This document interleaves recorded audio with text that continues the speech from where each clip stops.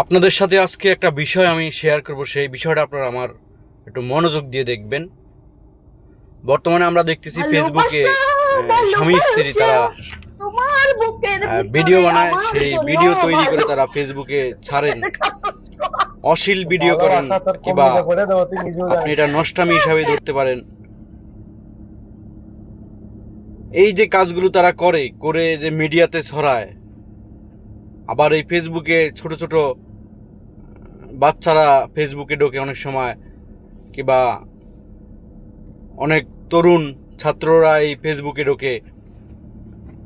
যখন আমরা এগুলা ফেসবুকে দেখতে পাই আমাদের কাছে খুব লজ্জা লাগে যে তারা এই ধরনের ভিডিও করে আবার ফেসবুকে ছাড়ে। আমি বিশেষ করে আমার এই ভিডিওর মাধ্যমে আমি ফেসবুক কর্তৃপক্ষকে বলবো যে যারা এই ধরনের ভিডিও পুশ করে তাদের ভিডিও যাতে মিডিয়াতে না দেখানো হয়।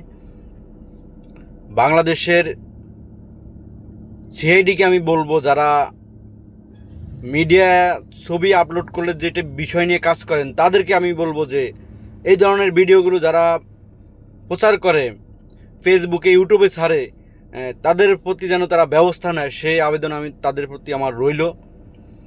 আসেন আমি আপনাদেরকে সেই ভিডিওটা দেখাই যে ভিডিওটার অবস্থান কি এখন।